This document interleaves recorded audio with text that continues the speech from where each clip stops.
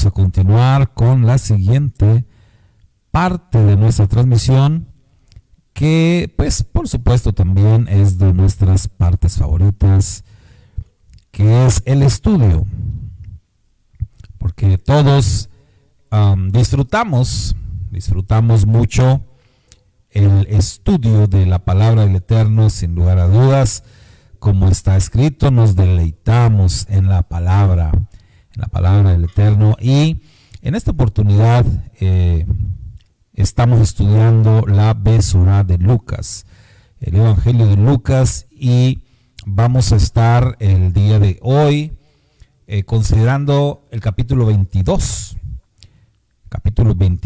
de Lucas, de manera que si usted tiene a la mano su Tanaj, sus escrituras, bueno, vaya usted a Lucas, capítulo 22, porque ahí vamos a estar fundamentando nuestro tema de estudio para esta noche. Y el título que le pusimos al tema de hoy es Encuentros con el acusador. Y ahorita le voy a explicar por qué este título de Encuentros con el acusador. O si usted lo descifra, pues ¿por qué no me lo escribe? Escríbame aquí, puede escribir en el chat y dígame usted por qué cree, o por qué, si usted está seguro, por qué sabe usted que el tema de hoy es encuentros con el acusador. Lo puede deducir si usted lee el capítulo.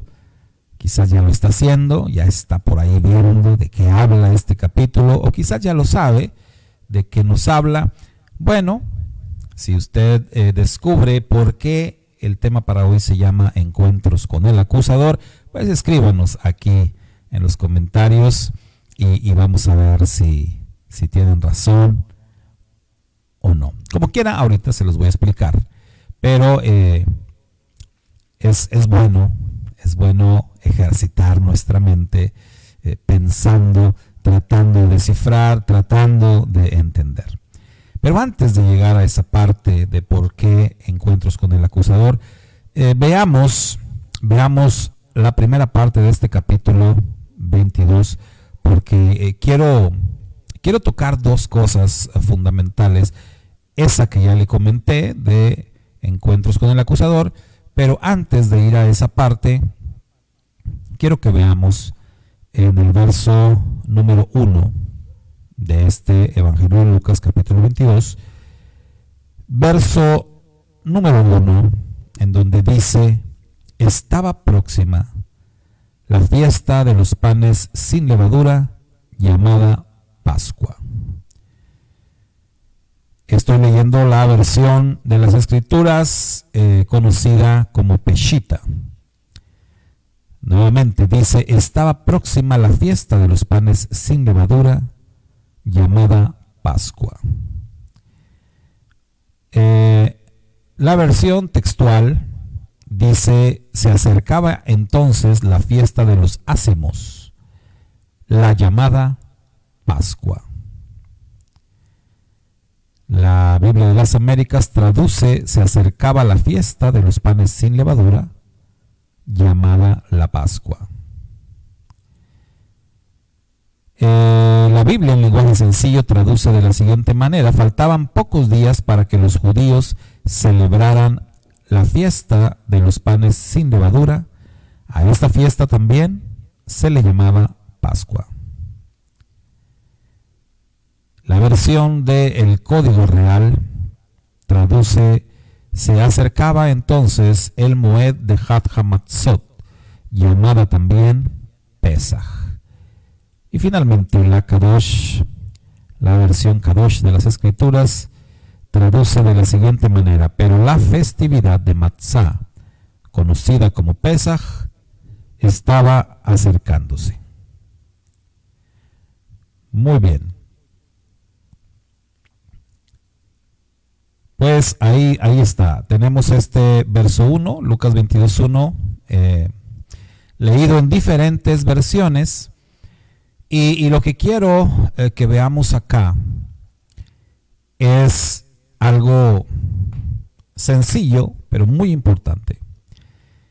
Cuando se hace mención de esto en Lucas, nosotros que conocemos ya acerca de las Moed HaKadosh o las Moadim, como también se les llama en plural, las Moadim, las santas convocaciones, las fiestas solemnes del Eterno.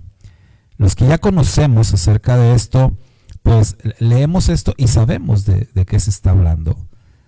Pero se hace mención de dos fiestas: la fiesta de panes sin levadura, es decir, la fiesta de Matzot, y la festividad de Pesaj. Se hace mención de ellas, y lo interesante acá es que en las diferentes versiones se dice que la fiesta de Matzot también es conocida como Pesaj. Es decir, que Matzot y Pesaj son pues la misma cosa, ¿no? Es lo que está diciendo. Sabemos que son dos festividades. Sabemos que allá en el libro de Levítico capítulo 23 el Eterno dio instrucciones sobre 7 festividades solemnes o sobre 7 tiempos solemnes anuales para que el pueblo de Israel celebrara, para que el pueblo de Israel se encontrara con el Eterno. Y 2 de ellas son precisamente Pesaj y panes sin levadura.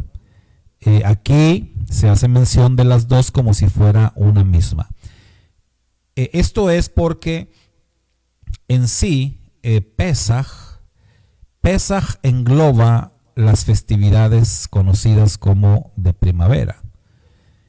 Es decir, que tanto panes sin levadura como Bikurim, que es la fiesta de primicias, y también incluso Shavuot, que se celebra 50 días después, todas ellas son parte de las festividades de primavera, y todas son parte de Pesaj. Aunque Shavuot esté separada por 50 días, el conteo de los 50 días que inicia desde Pesaj, pues une a Shavuot con las otras 3 festividades, haciendo de estas 4 una sola. Y todas pueden ser englobadas con el nombre de Pesaj o con el nombre de Matzot, que es lo que nos revela Lucas capítulo 22, verso 1. Porque nos está pues diciendo algo que era común en la época de Yeshua. A esta temporada de fiestas solemnes, a esta temporada de santas convocaciones de la primavera, el pueblo judío les llamaba indistintamente o Pesaj o Matzot, es decir, o Pascua o panes sin levadura. A toda la temporada, no solo a una festividad, sino toda la temporada era conocida con estos nombres. Entonces, esto para nosotros es digamos un repaso, pero para mucha gente esto es un tema desconocido. Muchas personas realmente no entienden, no conocen acerca de las santas convocaciones, y siempre va a ser bueno que tengamos, los que ya conocemos, los que ya sabemos, tengamos esa disposición para enseñar a los que no saben, para platicarles lo que nosotros hemos aprendido. Y esta es una oportunidad maravillosa. Usualmente el cristianismo nominal, ¿verdad? Pues no estudia mucho lo que se conoce como Antiguo Testamento, no estudian mucho la Torá, entonces desconocen los fundamentos de la emuná, los fundamentos de la fe de Yeshua. Y aunque creen en Yeshua o Jesús como le llaman, realmente desconocen los fundamentos. Entonces siempre va a ser una buena oportunidad para dar testimonio. El comentarles, el poder instruirles acerca de las santas convocaciones. Y creo que, consideré oportuno recordar esto a propósito de que Lucas hace esta mención, de que se estaba acercando, estaban a unos días de celebrar Pesaj, de celebrar Matzot. Y también porque para nosotros pues ya estamos esperando que se acerque esta temporada de Pesaj. Aquellos que somos temerosos del Eterno y que tratamos de obedecer sus mandamientos y que guardamos las santas convocaciones, para nosotros pues siempre estamos anhelando, estamos esperando la llegada de las santas convocaciones. La última festividad que celebramos fue Hanukkah, y aunque Hanukkah no es parte de las Moedim, Hanukkah es una festividad aparte, como lo hemos ya enseñado. Sin embargo, siempre que termina Hanukkah, para nosotros pues ya es como poner nuestra mirada en Pesaj y esperar la llegada de Pesaj. Y ahora mismo pues estamos ya entrando en la recta final de este mes de febrero, que hablando del calendario romano, estamos ya tomando la recta final del mes de febrero. Después vendrá marzo y vendrá después abril y ya llegará Pesaj. Por eso ya nuestra mirada está apuntando allá, viendo la llegada del Pesaj en este año, que va a ser a mediados de abril. Si mal no recuerdo, el 15-16 de abril estaremos celebrando Pesaj. Y eso pues nos debe de recordar lo importante que es dar testimonio acerca de las santas convocaciones, porque las santas convocaciones son tiempos designados por el Eterno para encontrarse con su pueblo. Y en medio de una generación que lamentablemente vive sumergida en fiestas del mundo, en fiestas de los hombres, en fiestas heredadas de Roma, como la que acaba de pasar hace algunos días. Ver todo eso pues más nos debe de animar a dar testimonio de las verdaderas fiestas, de los tiempos que realmente el Eterno ordenó, y no las fiestas de los hombres. Y no vamos a entrar en el tema de que el paganismo, no, aunque es verdad, pero no vamos a entrar en eso ahora, sino más bien en darle el realce a lo que realmente es importante, que son las fiestas del Eterno, los tiempos designados por Elohim, por nuestro Padre. Él ordenó esos tiempos para que su pueblo se encuentre con Él, y estos encuentros se establecieron de manera perpetua, es decir, no tienen caducidad. Y estos encuentros no son exclusivos del pueblo judío. Estos encuentros son ordenados para todo aquel que entra en una relación de pacto con el Dios de Israel. De manera que todas las personas que han depositado su fe en el Hijo de Dios y que tienen la esperanza precisamente de entrar en esa relación de pacto con el Todopoderoso a través de su Hijo, entonces, dice la Escritura, no lo digo yo, son herederos del pacto, son herederos de la promesa, pero también tienen la responsabilidad de guardar los mandamientos del Eterno y de observar sus santas convocaciones. Por eso es importante recordar esto y enseñarle esto a la gente, y sobre todo transmitirles cómo nos ha bendecido a nosotros y cómo nos bendice el obedecer estos mandamientos, y cómo bendice nuestra vida el celebrar las fiestas del Eterno.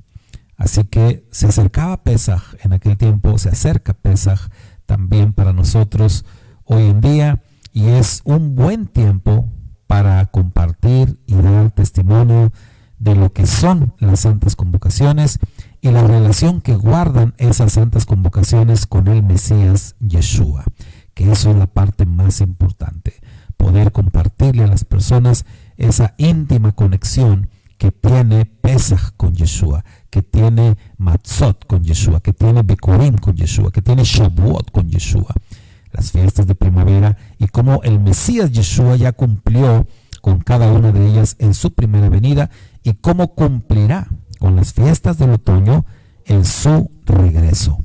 Esto es con la Santa Convocación de Yom Teruah, conocida como la Fiesta de las Trompetas, con la Santa Convocación de Yom HaKippurim, Día de las Expiaciones o Día del Perdón, y Sukkot, la conocida como Fiesta de los Tabernáculos.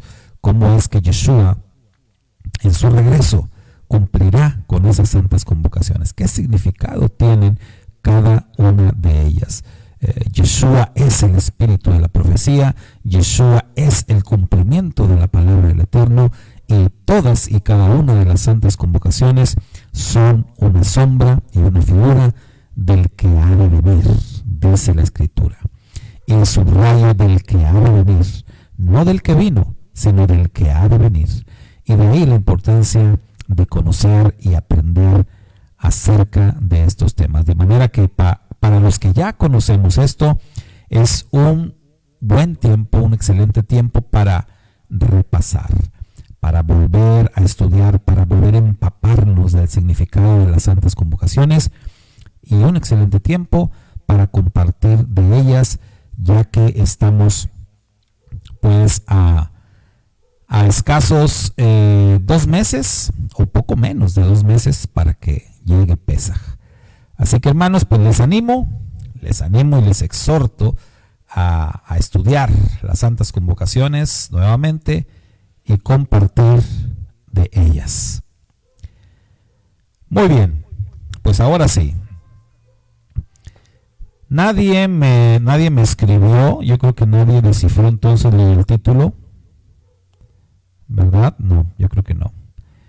Nada más estuvieron por aquí escribiendo saludos. Bueno, saludos a todos. Nandito, ¿qué te has hecho, Nandito? Ya no hemos platicado.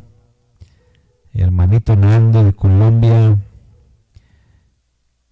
Es que hemos tenido unas charlas bien interesantes, ¿verdad, Nando? Por videollamada. Es algo muy motivante, ¿no? Esto de platicar así a la larga distancia y estudiar juntos de las Escrituras. Y bueno, a ver qué día platicamos, Nando. Bueno, nadie nos escribió, entonces les voy a decir, yo les voy a descifrar por qué el título: Encuentros con el acusador. Bueno, ¿quién es el acusador? ¿Quién es el acusador? El Satán, ¿verdad? Entonces, si nosotros vamos al verso 3, Lucas 22:3, ¿qué nos dice? Aquí tengo la versión, el Kadosh, que dice: en ese punto, Hasatán entró en Yahudá de Keriot, quien era uno de los 12. Así es como dice. En la versión textual dice: entonces Satanás entró en Judas, llamado Iscariote, que era uno de los 12. Entonces el Satán es el acusador, efectivamente. Y tenemos aquí entonces al Satán que dice Lucas entró en Judas. Y en el título pusimos encuentros con el acusador, en plural. Porque esa noche, aquella noche, cuando Yeshua fue traicionado y fue entregado en manos de sus enemigos para ser acusado falsamente, ser juzgado y finalmente ser llevado a la cruz, al madero, aquella noche hubo 2 personajes que se vieron envueltos en sucesos trágicos, desagradables, vergonzosos. Y estos 2 personajes eran 2 de los principales discípulos de Yeshua. De hecho, todos los discípulos de Yeshua aquella noche se vieron envueltos en una situación vergonzosa porque todos lo abandonaron. Todos lo dejaron solo. Entonces, el enfoque que queremos hacer es en Kefa, Pedro, y en Judas, que es mencionado aquí. Porque los evangelios nos hablan acerca de la experiencia vivida por Pedro y por Judas específicamente. Cada uno de ellos vivió una situación terrible esa noche. Judas traicionó a Yeshua, lo vendió, lo entregó en manos de los enemigos. Y por su parte, Kefa, Pedro, lo negó a Yeshua. Y el tema es que en los dos casos, tanto con Judas como con Pedro, el Satán tuvo que ver. El Satán, el acusador, tuvo que ver. Estuvo ahí inmerso en estas cosas que sucedieron. En el caso de Pedro, Yeshua le dijo a Pedro: Satanás te ha pedido para zarandearte. En el caso de Judas, nos dice aquí la Escritura que el Satán entró en Judas. Entonces, el Satán está involucrado en ambos sucesos. Y aquí entonces nos damos cuenta que aunque los dos cometieron pecados, sí, terribles, sabemos que también ambos, sus historias tuvieron desenlaces distintos. Es decir, Pedro se arrepintió y fue restaurado. Judas, por su parte, se perdió. Como dijo Yeshua, su majestad Yeshua, cuando hace su oración, Juan 17, y dice: ninguno se perdió sino el hijo de perdición. Como diciendo Judas, pero pues Judas ya estaba escrito que tenía que perderse y se perdió. Entonces hubo dos destinos distintos, aunque ambos tuvieron encuentros con el acusador. Aunque ambos cedieron ante el acusador, ante el Satán. Se puede decir que ambos hicieron la voluntad del Satán. Ahora, sabemos que el Satán, el Satán estuvo ahí en el ministerio de Yeshua, estuvo todo el tiempo. Los que han visto la película de la Pasión de Cristo, una de tantas películas que se han hecho sobre la vida y el ministerio de Yeshua, en la película de la Pasión de Cristo, Mel Gibson, que es el productor y creo que hasta director de la película, tuvo el detalle de involucrar al diablo todo el tiempo en la película, de tal modo que siempre en las escenas de la película de la Pasión, el que hace el personaje del diablo, pues todo el tiempo está ahí saliendo, toda la película sale ahí acompañando a Yeshua, siempre apareciéndose por todos lados.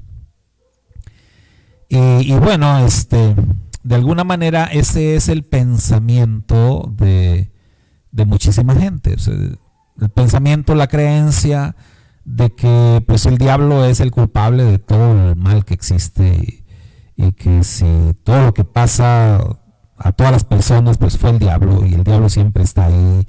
Y bueno, sabemos que eso no es verdad, porque el diablo no es omnipresente, ¿verdad? Si el diablo está en China ahorita, pues no puede estar en América, ¿verdad? O sea, no es esa creencia popular, pero no es real, no es verdad. Pero sabemos que también hay muchos demonios y que sí, los demonios pues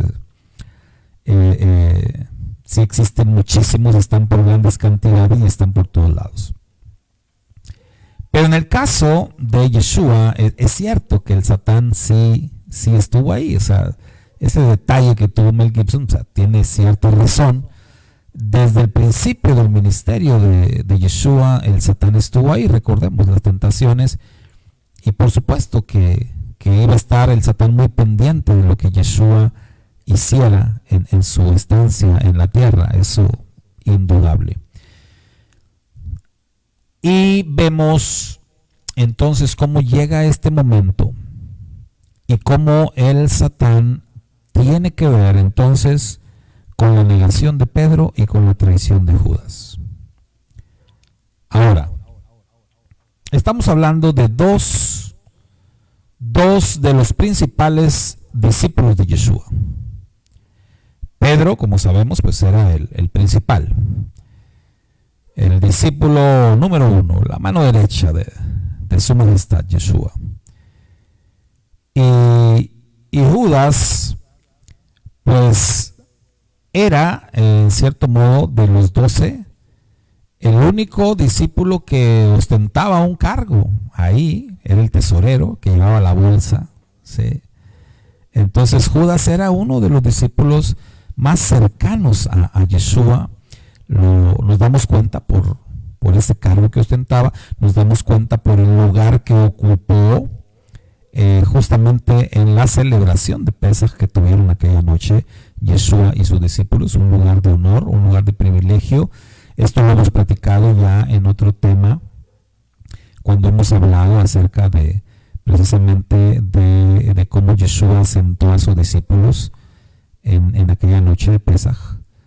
Y Judas ocupaba el lugar de mayor honor aquella noche. Entonces, estamos hablando de dos de los principales discípulos. Y a pesar de ser dos discípulos principales importantes y que se supone pues estaban bien comprometidos y que eran lo suficientemente maduros y todo eso, pues ambos se vieron involucrados en encuentros con el Satán y ambos sucumbieron.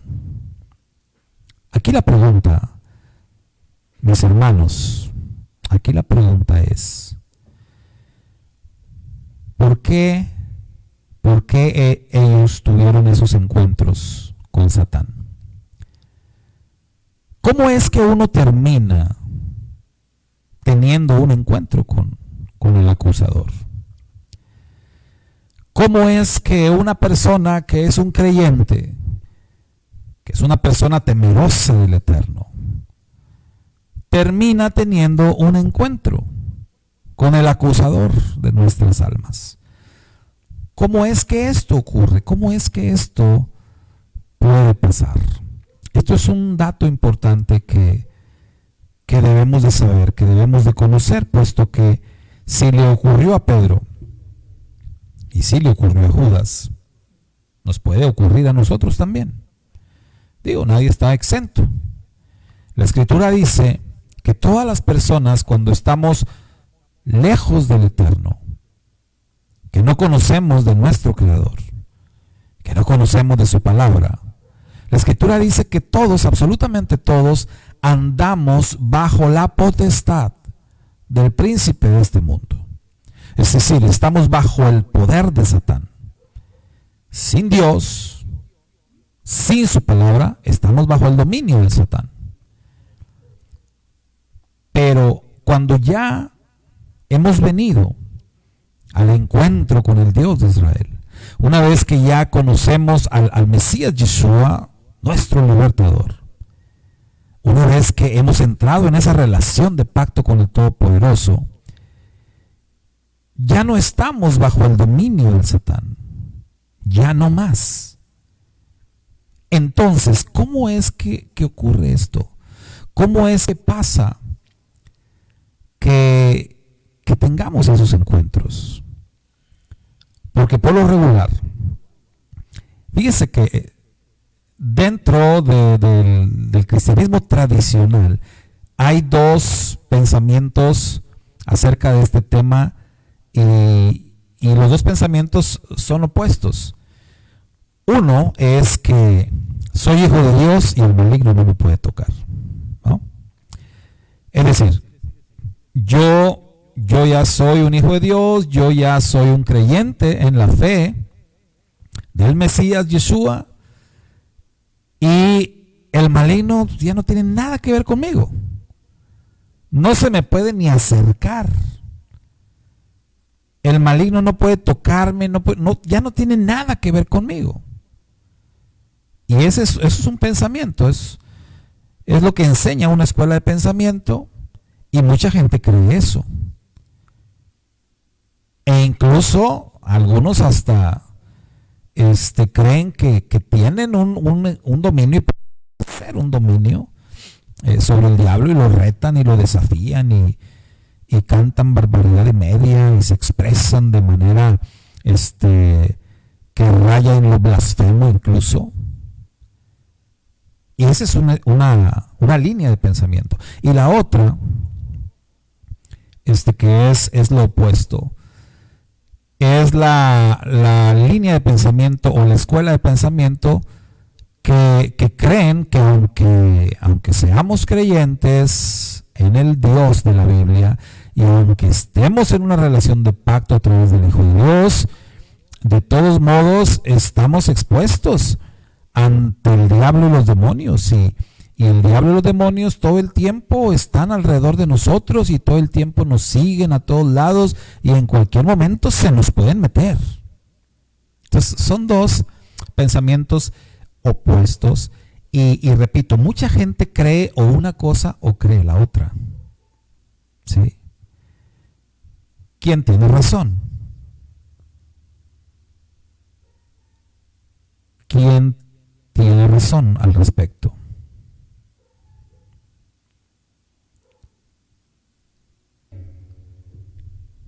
Es interesante, ¿no? Considerarlo. Vemos entonces que aquí Lucas dice que Satán entró en Judas. Así a primera vista, pues pareciera ser entonces que los que dicen que se te puede meter el diablo, pues tienen razón. Sin embargo, el diablo no puede hacer nada sin que el Eterno le autorice. Esto es una enseñanza de la Escritura. Y, por otro lado, también sabemos que para que el Satán entre, o para que un demonio entre,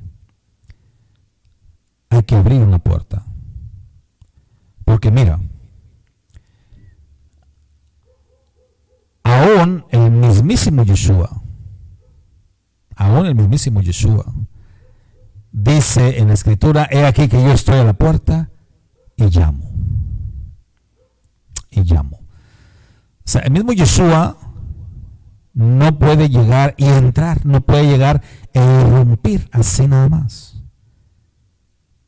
Las personas tenemos que abrir la puerta. Las personas tenemos que dar el acceso a las entidades espirituales, sea nuestro Creador, sea nuestro Adón Yeshua, o sea el Satán, o sean los demonios. Somos nosotros los que abrimos las puertas. Lo que pasó entonces con Judas y lo que pasó con Pedro fue que ambos abrieron puertas. Ellos tuvieron esos encuentros con el acusador, porque ambos abrieron puertas. Y podemos observar que fueron distintas las puertas que abrieron, porque las situaciones fueron diferentes. Con Pedro, ¿qué ocurrió? Con Pedro, el Satán pidió autorización al Eterno. Yeshua dijo: el Satán te ha pedido permiso, ha pedido autorización para zarandearte.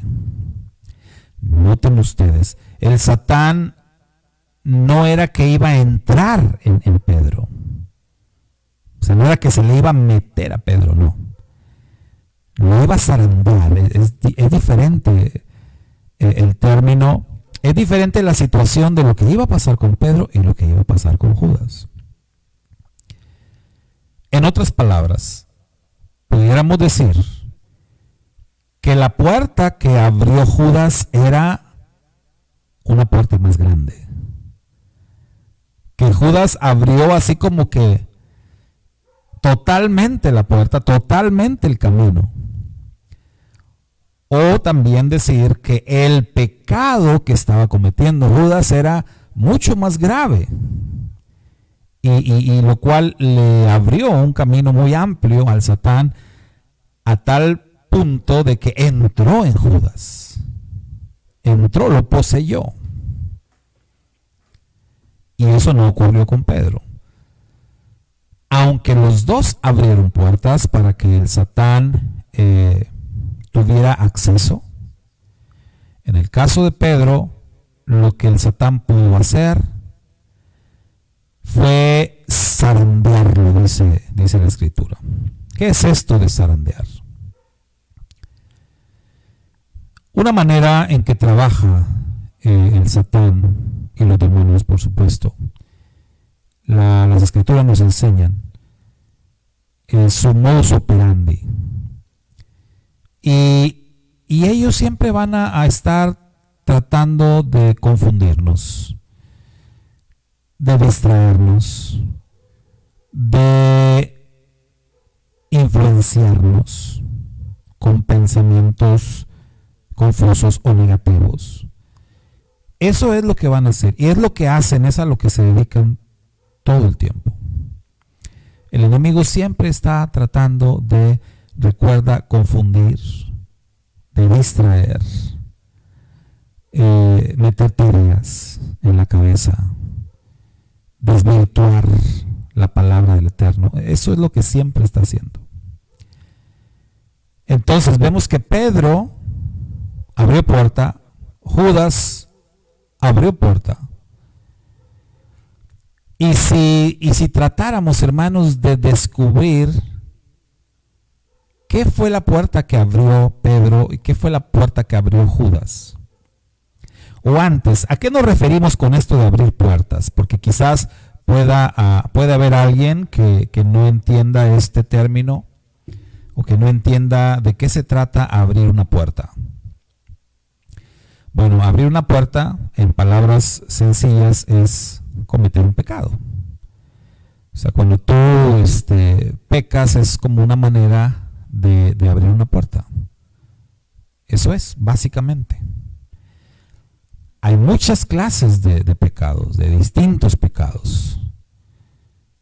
Pero así como hay mandamientos grandes y mandamientos pequeños, hay pecados grandes y hay pecados pequeños. Hay pecados que bueno, muy probablemente no pasa gran cosa porque cometiste ese pecado. Pero hay pecados muy terribles. Hay pecados muy graves que abren grandes puertas. Entonces, a lo que tú conoces, hermano, a lo que tú lees en las Escrituras, ¿crees que es posible deducir, saber qué puerta fue la que abrió cada uno de estos varones? ¿Qué puerta fue la que abrió Pedro? ¿Qué puerta fue la que abrió Judas? ¿Será que las Escrituras nos digan o nos dicen? ¿Qué opinas?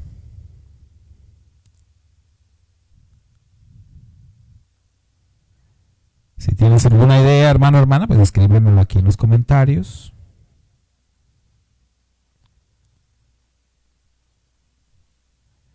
Hermana Elba dice, yo pienso que los creyentes son los que persigue porque los no creyentes los tiene seguros.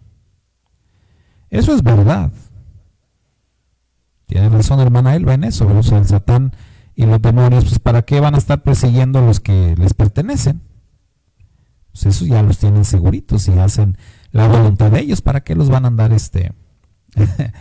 persiguiendo? Eso es verdad. van a perseguir o van a tener cuidado de aquellos que pues ya no están bajo su voluntad, es decir, los creyentes. Esto es verdad. Hermana Ketita dice que Pedro tuvo miedo. Sí, dice Pedro tuvo miedo. Bueno, creo que todos los discípulos tuvieron miedo. Creo que todos los discípulos tuvieron miedo y por eso todos huyeron. De hecho, las escrituras nos dicen que el único que dan testimonio que se atrevió aunque fuera de lejecitos, a seguir a Yeshua o ver qué pasaba con Yeshua esa noche fue Pedro. Porque recuerde que la escritura da testimonio que Pedro estaba ahí en el patio de la casa, donde Yeshua fue llevado para ser interrogado. Pedro estaba ahí, justamente ahí ocurrió el tema de la negación. Y esto nos dice de alguna manera que aunque Pedro tuvo miedo, igual que todos los demás discípulos y que todos lo abandonaron, sin embargo venció el miedo y estuvo ahí. Entonces muy probablemente no fue el miedo la puerta que abrió. Hermana Ketita dice, Judas era como amante del dinero. Bueno, ahí vamos con Judas. Si estamos diciendo que esto de para que el enemigo entre, darle lugar al enemigo, recuerde que la escritura dice, no deis lugar al diablo, ¿sí? No le des lugar. Entonces, ¿qué puerta fue la que abrió Judas? Aquí la hermana Ketita nos está señalando algo muy importante. Que Judas era como amante del dinero. La escritura nos revela este detalle muy importante, que es que Judas padecía de este tema de la codicia. Era codicioso, fallaba a este mandamiento. Con el tema aquel del perfume, ¿se acuerda que dijo, hombre, ese perfume que carísimo, que se desperdició ahí, mejor se hubiera vendido y hubiésemos usado ese dinero para dar a los pobres? Y la misma escritura dice, pero eso que decía no era cierto, sino que lo decía porque le gustaba el dinero. Agarraba de ahí de la bolsa, era ladrón. Entonces, era codicioso. Era codicioso, y ahí vemos entonces una posible puerta. Y si nos vamos a los mandamientos, nos damos cuenta que esto de no codiciarás ocupa el lugar número 10 en los mandamientos, el 10º mandamiento. Y hemos dicho muchas veces también que siempre que tenemos una lista en las escrituras, lo primero que aparece es muy importante, pero lo último también.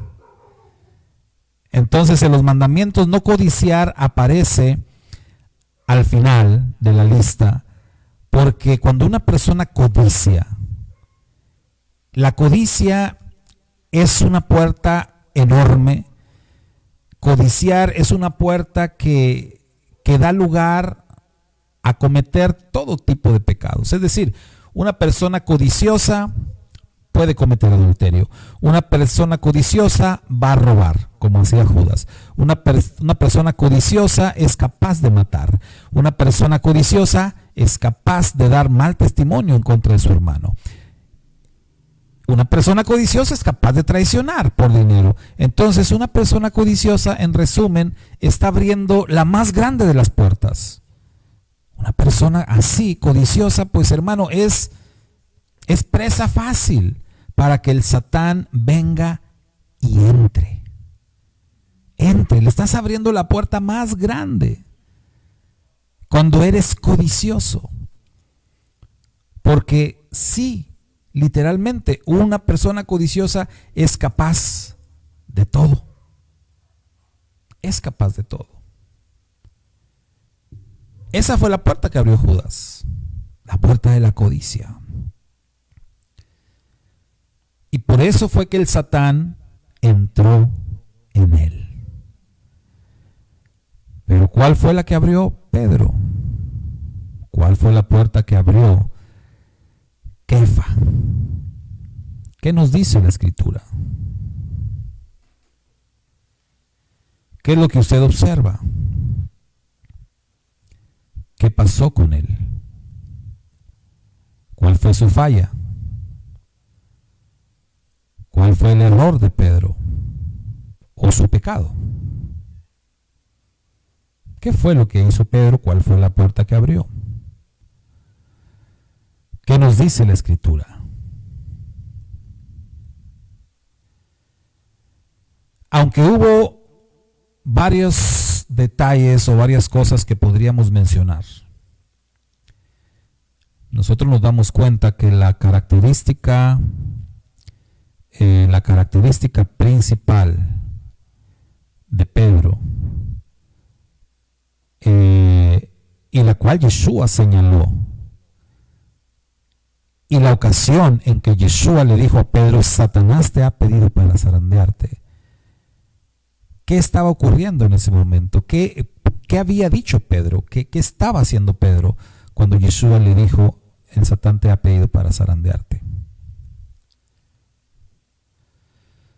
Pedro estaba diciendo que aunque todos abandonaran a Yeshua, él no lo haría. Aunque todos te abandonen, yo nunca te dejaré. Si es necesario morir por ti, yo lo haré. Yo entrego mi vida por ti. Si yo voy a estar contigo siempre, hasta el final. Y yo no soy como los demás. ¿Qué podemos descubrir en esas palabras de Pedro? ¿Qué problema tenía Pedro? ¿Cómo lo podemos interpretar?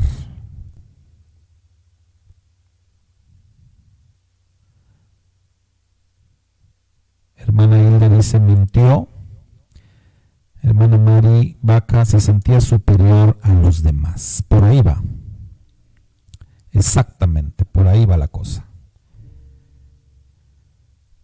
Pedro confiaba demasiado en sí mismo. Y sí, se sentía como que superior a los demás. Aunque todos te abandonen, yo nunca te abandonaré. ¿Qué está diciendo? Que es superior a los demás. Y cuando Yeshua lo restaura, recuerda, por eso Yeshua le dijo: ¿me amas más que estos? Tenía que ver con esa situación que Pedro tenía. Demasiada confianza en sí mismo. Algo que la Escritura nos exhorta a no tener. A que no tengamos esa confianza en nosotros mismos. Hasta está escrito: maldito el hombre que confía en el hombre. No debemos de hacer eso. No debemos de confiar en nuestra propia prudencia. Y Pedro, pues él confiaba mucho en sí mismo. Y luego tenía esa facilidad de hablar así, a la ligera también. Eso derivado de su autoconfianza. Podemos ver entonces el problema que tenía Pedro y la puerta que él estaba abriendo. Él tenía que aprender a confiar en el Señor y no en sí mismo. Él tenía que aprender una lección muy importante. Pero dentro de sus defectos que pudo tener y los errores que pudo cometer, lo maravilloso es que Yeshua le dijo que él había intercedido por él. Yeshua dijo: pero yo he intercedido por ti, para que tu fe no falte en esos momentos, para que tu fe te sostenga y que seas restaurado. Por eso decíamos que la puerta que Pedro abrió no fue tan grande como la que abrió Judas. Pero lo cierto es que ambos abrieron puertas, y debido a esas puertas que abrieron es que el acusador vino, y es que tuvieron encuentros con el acusador. Ambos vivieron experiencias amargas, terribles, por pecados graves. Lamentablemente Judas no superó eso, no salió de eso. Y bendito el Eterno, Pedro sí lo logró.